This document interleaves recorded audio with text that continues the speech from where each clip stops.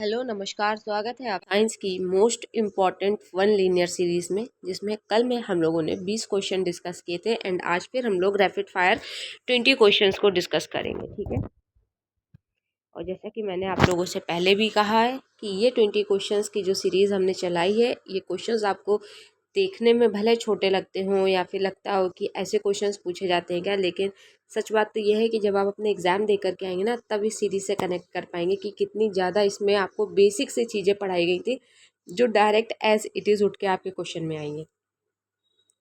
The gas released during photosynthesis is oxygen.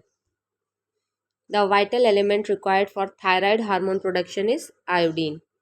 The device used to break an electric circuit is called switch. The hardest natural substance is diamond. Diamond के आप लोग मुझे hybridisation जो है वो comment box में ज़रूर बताइएगा। The part of the plant that absorb water and mineral is root. The phenomena of splitting of white light into 7 colours is dispersion. बहुत सारे बच्चे इसमें कंफ्यूज रहते हैं कि स्कैटरिंग होता है, रिफ्लेक्शन होता है, ये होता है, वो होता है। नहीं, फिनोमिना जो वाइट लाइट को 7 डिफरेंट कलर्स में ब्रेक करता है उसको डिस्पर्जन कहते हैं। लाइट को क्या कर देता है? डिस्पर्स कर देता है। ठीक है, ऐसा unit of pressure is pascal.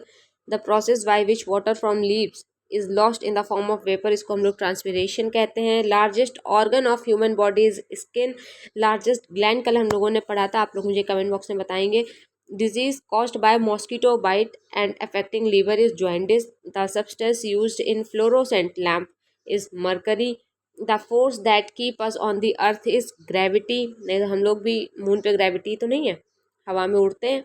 The blood vessels that carry blood away from the heart is artery. इसका क्वेश्चन बनता है कि कौन मतलब जो है वो जो ब्लड वेसल्स है वो ऑक्सीजनेटेड ब्लड कैरी करती है, कौन सी carbon dioxide rich blood carry करती है। तो ये सब बहुत ही छोटे छोटे फैक्ट्स हैं जो आगे की सीरीज में आपको देखने को आराम से मिलते रहेंगे। Metal which is liquid at room temperature is mercury. The process of forming new species from existing species is called evolution. The instrument used to absorb small object is microscope. Hormones responsible for growth of body is growth hormone. इसके अलावा एक question आपसे पूछा जाता है कि ऐसा कौन सा हार्मोन है जो आपका विटामिन बी है, तो ये आपका विटामिन डी है। ठीक है, विटामिन डी जो है ये हार्मोन भी है और साथ ही साथ विटामिन भी है। Main component of biogas is methane.